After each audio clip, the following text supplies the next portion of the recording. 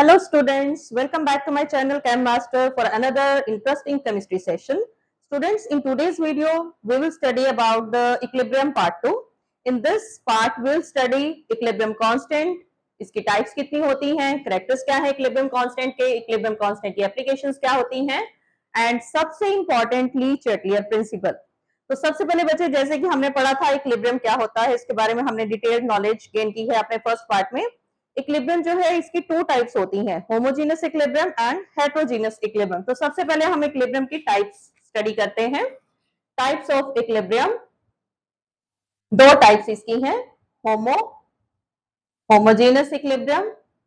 अब homogeneous equilibrium में क्या होता है, जब आपके reactants and products they are in same phase, अगर सारे सॉलिड है तो सॉलिड है, लिक्विड है तो लिक्विड, अगर सारे गैसियस फॉर्म है तो सारे ही गैसियस फॉर्म में है, तो उसको हम क्या बोलते हैं, होमोजेनस इक्विलिब्रियम। तो इसके आप एग्जांपल लेकर भी एक्सप्लेन कर सकते हो। सपोज मेरे पास एग्जांपल मैं ले रही हूं, मेरे पास है we have C2H5OH ethanol, esterification का रिएक्शन आप ले रहे हो, इथेनॉल लिक्विड है, एसिटिक एसिड लिक्विड है, we get C2H5COOCH3 that is ethyl acetate plus water। तो आप देख रहे हो आपके सारे रिएक्टेंट एंड प्रोडक्ट सारे के सारे लिक्विड फॉर्म में हैं, तो ये क्या हो गया हमारा होमोजेनस इक्विलिब्रियम। नेक्स्ट हम बात करेंगे हेटेरोजेनस इक्विलिब्रियम। इसमें आपके जो रिएक्टेंट एंड प्रोडक्ट्स हैं they are in different phases. Simple सी इसकी डेफिनेशन है, जब डिफरेंट फेज में है तो वो सेम हमारा होमो है, जब डिफरेंट है तो वो हेटेरो है। अब लाइक आप डिकम्पोजिशन करो कैल्शियम कार्बोनेट की, कैल्शियम कार्बोनेट जो है वो सॉलिड फॉर्म में होता है, आपने जब इसकी डिकम्पोजिशन की तो आपको क्या मिला है, CaO प्लस CO2।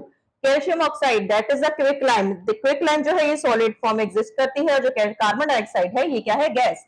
तो आप होमो और हेटेरो में क्लियरली डिस्टिंग्विश कर पा रहे हो। So this is the homo and hetero. Next we will discuss equilibrium constant.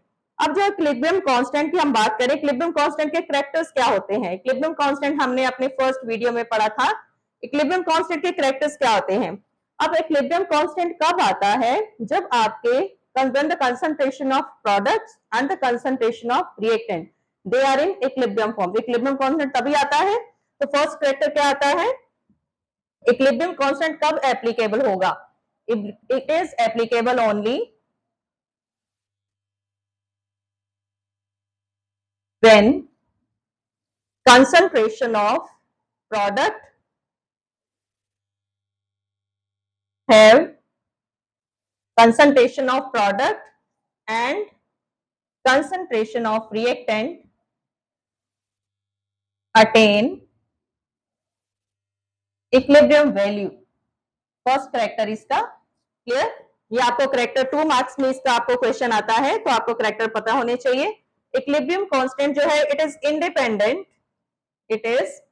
Independent of original concentration of reactant.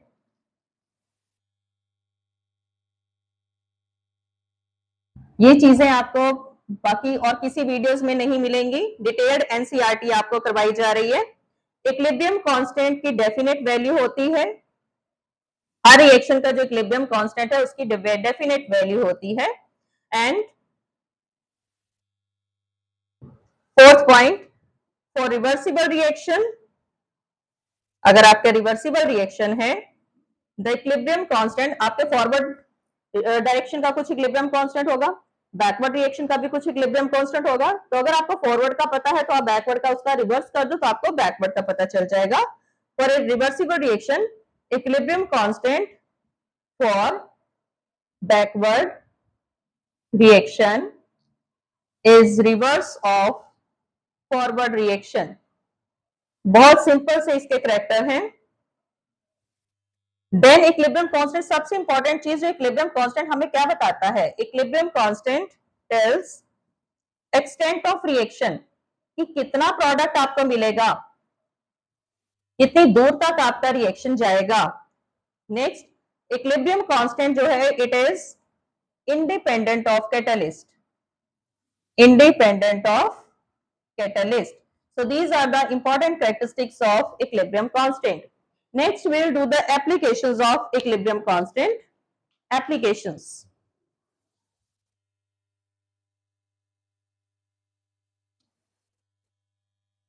Applications में हमें क्या देखना है कि इक्विलिब्रियम कांस्टेंट के हमें क्या क्या फायदे हैं, ये कहां कहां यूज होता है, क्या इसके सिग्निफिकेंस है, क्या इसके यूजेस हैं. So all these things comes in the applications. So let's do applications first. जैसे कि हमने कैरेक्टर्स में बताया, फर्स्ट चीज इक्विलिब्रियम कांस्टेंट आपको क्या बताता है, extent of reaction. Extent of reaction. अब आपको इसके न्यूमेरिकल्स आते हैं.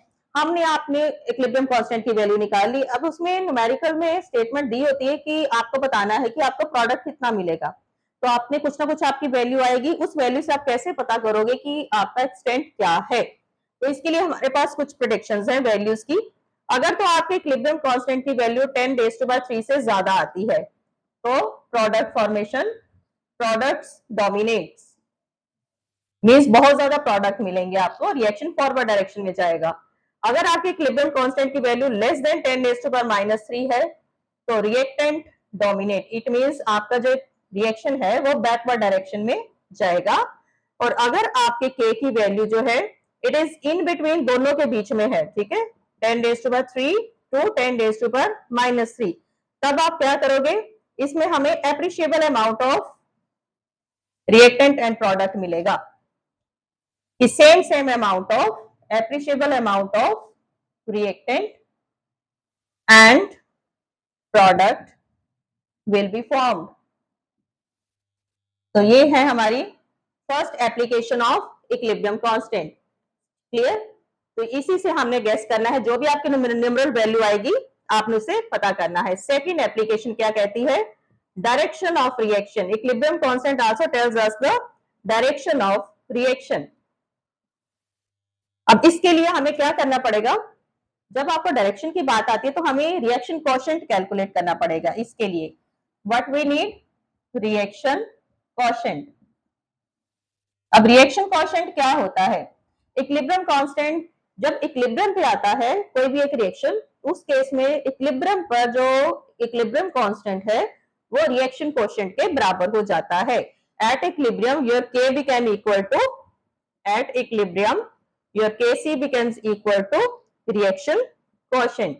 अगर तो आपका reaction quotient equilibrium constant से ज्यादा है then the reaction proceed in the forward direction. reaction proceed right to left. तो left क्या है हमारी, sorry, right to left. reaction proceeds in backward, means आपको reactant ज्यादा मिलेंगे. अगर आपकी QC KC से लेस है then the reaction proceed in forward, तो फॉरवर्ड डायरेक्शन में जाएगा. अगर आपके Q की वैल्यू K के बराबर है तो रिएक्शन नहीं होगा. तो ये सेकंड एप्लीकेशन. थर्ड एप्लीकेशन, और हमें और चीज क्या है जो कि आपको क्वेश्चन आता है कोएफिशिएंट के बारे में. एक तो ये चीज आपको पता होनी चाहिए, जो आपको reaction Q can be calculated at any time. लेकिन इक्विलिब्रियम कांस्टेंट आप नहीं कैलकुलेट कर सकते, वो सिर्फ इक्विलिब्रियम पर ही कैलकुलेट कर सकते हो. But Q can be calculated at any time. ये इसका कैरेक्टर है. सेकंड, जो इक्विलिब्रियम ये क्वोशिएंट जो है इट चेंजेस विद टेम्परेचर, जबकि आपका K जो इक्विलिब्रियम कांस्टेंट है ये टेम्परेचर के साथ चेंज नहीं होता है. तो ये कुछ कैरेक्टर्स हैं क्वोशिएंट के, रिएक्शन क्वोशिएंट के, जो आपको पता होनी चाहिए. So these are the important applications of equilibrium constant. First, extent of reaction बताती है, उसके लिए आपको कुछ वैल्यूज पता होनी चाहिए कि आपका K 10⁻³ से ज्यादा आ रहा है, कम आ रहा है, या इन बिटवीन वैल्यूज है. और डायरेक्शन के लिए आपको रिएक्शन कोएफिशिएंट पता होना चाहिए जो कि टेम्परेचर के साथ चेंज हो जाता है. नेक्स्ट हम करेंगे रिलेशनशिप. बहुत इंपॉर्टेंट एक रिलेशन है आपके इस चैप्टर में, रिलेशनशिप बिटवीन. इसके भी आपको एमसीक्यूज आते हैं, सेशन रीजन में भी क्वेश्चन आ जाता है. के equilibrium constant, reaction coefficient and Gibbs free energy. अब थर्मोडायनेमिक्स में हमने गिब्स फ्री एनर्जी के रिलेशन पढ़ा है. गिब्स फ्री एनर्जी क्या होती है, it tells us the useful work done by the system. अब हमने देखना है कि हमारा जो इक्विलिब्रियम कांस्टेंट है, रिएक्शन कोएफिशिएंट है, उसका थर्मोडायनेमिक्स के साथ क्या रिलेशन है. सो लेट्स स्टडी रिलेशनशिप क्या है. अब हमें पता है कि हमारा जो इक्विलिब्रियम कांस्टेंट है it is directly related to the thermodynamics, क्योंकि रिएक्शन हो रहा है तो ऑब्वियसली थर्मोडायनेमिक्स के साथ रिलेशन है इसका। अगर थर्मोडायनेमिक्स की बात की जाए it means it is directly related to the Gibbs energy. तो ये सारी चीजें आपस में इंटरलिंक्ड कैसे हैं? अब डेल्टा जी का हमें एक रिलेशन पता है, डेल्टा जी इज इक्वल, हमने थर्मोडायनेमिक्स में पढ़ा था, are T L N K सी। ठीक है, ये इंपॉर्टेंट रिलेशन हमने पढ़ा था। अब एट इक्विलिब्रियम क्या होगा? इक्विलिब्रियम पे आपकी जो है डेल्टा जी है वो हो गई जीरो, तो इसी में हमने डेल्टा जी की वैल्यू जीरो फिल कर दी है। तो delta G naught is equal to minus R T L N K C. जब आपने एल एन को के सी में कन्वर्ट करना है तो हम 2.303 से मल्टीप्लाई करते हैं, तो आपका क्या आ गया? Delta G naught is equal to minus 2.303 R T log K C. तो आपके इसी फॉर्मूले से रिलेटेड आपके न्यूमेरिकल्स आते हैं जो कि बहुत बहुत इंपॉर्टेंट है। ठीक है, ये फर्स्ट चीज बहुत बहुत इंपॉर्टेंट आपको याद रखनी है। नेक्स्ट मैं कुछ इंपॉर्टेंट चीजें आपको बता रही हूं। अगर आपकी डेल्टा जी नोट की वैल्यू जीरो है, जीरो से कम आ रही है और के जो है वो 1 से ज्यादा होगा। अगर डेल्टा जी नोट की वैल्यू जीरो से ज्यादा आ रही है तो आपका के लेस देन 1 होगा। ठीक, ये चीज याद रखनी है। सेकंड, अगर डेल्टा जी नोट की वैल्यू जीरो से कम है तो आपका रिएक्शन स्पॉन्टेनियस रहेगा। अगर डेल्टा जी नोट की वैल्यू ग्रेटर देन जीरो है तो रिएक्शन नॉन स्पॉन्टेनियस रहेगा। बहुत इंपॉर्टेंट चीजें हैं जो आपको याद रखनी है। अभी हम बात करेंगे एंडो और एक्सोथर्मिक रिएक्शन की। अगर आपके पास एंडोथर्मिक रिएक्शन है, एंडोथर्मिक रिएक्शन में क्या होता है? हीट अब्सॉर्ब होती है, इसमें आपकी डेल्टा एच रहेगी पॉजिटिव। डेल्टा एच पॉजिटिव है तो डेल्टा जी क्या रहेगा आपका? नेगेटिव। अगर डेल्टा जी नेगेटिव है तो के की वैल्यू क्या आ गई? Greater than 1। क्लियर? अगर ऐसा है आपका तो हमारा रिएक्शन क्या हो जाएगा? Non spontaneous. For exothermic reaction, अब एक्सोथर्मिक में क्या है? डेल्टा एच की वैल्यू हमेशा नेगेटिव रहती है। नेगेटिव डेल्टा एच की वैल्यू है तो हमारा डेल्टा जी क्या आएगा? इसमें हमारा डेल्टा जी क्या आ जाएगा? डेल्टा जी हमारा नेगेटिव, सॉरी यहां पर हमारा डेल्टा जी पॉजिटिव है। क्लियर? यहां पर हमारा डेल्टा जी एक्सो के लिए डेल्टा जी नेगेटिव है और हमारे के की वैल्यू जो है, आई थिंक मैंने उल्टा लिखा है, इसको करेक्शन करते हैं। For endothermic reaction we know enthalpy change is always positive, तो इसमें हमारा जो डेल्टा जी है इट इज, डेल्टा जी जो है it is greater than zero और के की वैल्यू जो है वो लेस देन 1 है। यही हमने ऊपर भी लिखा है, when delta G is greater than zero, delta G जब ग्रेटर देन जीरो है, के की वैल्यू लेस देन 1 है, रिएक्शन हमारा नॉन स्पॉन्टेनियस है। क्लियर? फॉर एक्सोथर्मिक रिएक्शन इसका रिवर्स चलेगा। डेल्टा एच आपका नेगेटिव है, delta G less than zero है, लेस देन जीरो है तो के मोर देन 1 आएगा और रिएक्शन आपका स्पॉन्टेनियस हो जाएगा। ये कुछ आपके टिप्स हैं जो आपको पता होने चाहिए। ये आपके असर्शन रीजंस में भी आते हैं, एमसीक्यूज में भी आते हैं, किसी में भी आ सकते हैं। So now we'll study most important topic of your chapter, that is a Lee-Chatelier principle. अब Lee-Chatelier principle क्या होता है? ये इक्विलिब्रियम स्टेज के साथ रिलेटेड है। ली-चैटलियर कहता है, अब हमारी लाइफ में भी बहुत ज्यादा स्ट्रेस है, हर एक को किसी न किसी चीज का स्ट्रेस है। बच्चों को अपनी एग्जाम्स का स्ट्रेस होता है, बड़ों को अपनी अलग अलग चीजों का स्ट्रेस होता है। उसी तरह एक जो रिएक्शन है, रिएक्शन भी कई बार स्ट्रेस में आ जाता है। तो जब एक रिएक्शन स्ट्रेस में आ जाता है तो अपने स्ट्रेस को कम करने के लिए क्या क्या करता है? ठीक है, अभी हमने ये स्टडी करना है। So what is Le Chatelier principal?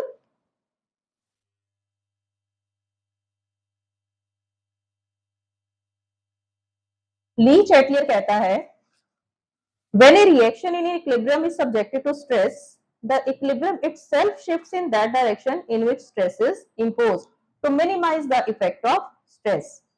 जब एक रिएक्शन पर कोई ना कोई स्ट्रेस दे देते हो, स्ट्रेस क्या दिया आपने रिएक्शन को? उसकी कंसंट्रेशन चेंज कर दी, टेम्परेचर चेंज कर दिया, प्रेशर कर दिया, कैटालिस्ट उसको जो फेवरेबल है हमने वो नहीं डाला, उल्टा डाल दिया, तो एक रिएक्शन जो है वो स्ट्रेस में आ जाता है। जब कभी ऐसी कंडीशंस आती है तो वो रिएक्शन अपने आप को, अगर फॉरवर्ड में स्ट्रेस ज्यादा है तो अपने आप को बैकवर्ड में कर लेगा। So that is called the Le Chatelier principle. अब ली चैटलियर ने हमें क्या बोला है कि रिएक्शन अपने आप को कैसे उस डायरेक्शन में शिफ्ट करता है ताकि उसके ऊपर स्ट्रेस कम से कम हो। मैं डेफिनेशन लिख देती हूं।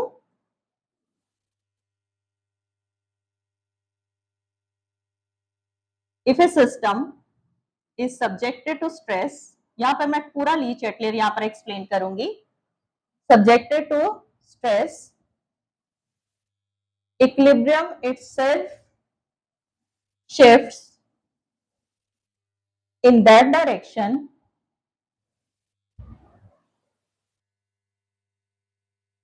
in which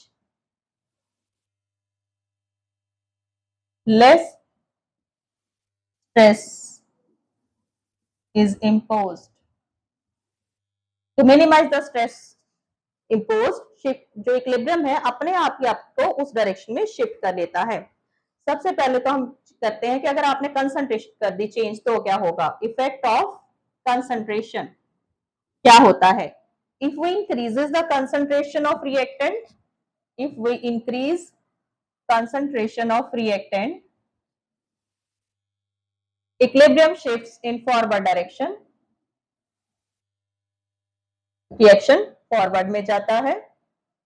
if we increase concentration of product, equilibrium shifts in backward direction. So this is the effect of concentration. Next, effect of temperature. Now for exothermic reaction, अगर जो एक्सोथर्मिक का case है endothermic में उसका opposite चलेगा। For exothermic reaction, if we increase temperature, equilibrium shifts in that direction in which heat is absorbed.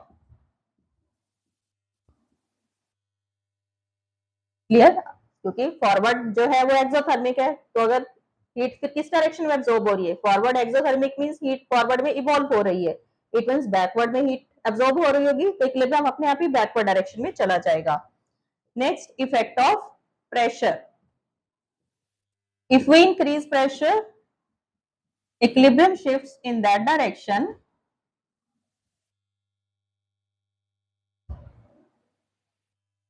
in which less number of moles are present. Next, effect of volume. अब volume and pressure जो है वो they are inversely related. If increase of volume, equilibrium shifts where more number of moles are present. So this is the effect of volume. Next is effect of catalyst. Catalyst has no effect on equilibrium. कोई effect नहीं होता catalyst का equilibrium पर। Next is inert gas. Inert gas अगर आपने डाल दी है एट कांस्टेंट वॉल्यूम, अगर कांस्टेंट वॉल्यूम पे डाल दी है तो कोई इफेक्ट नहीं इक्विलिब्रियम पे।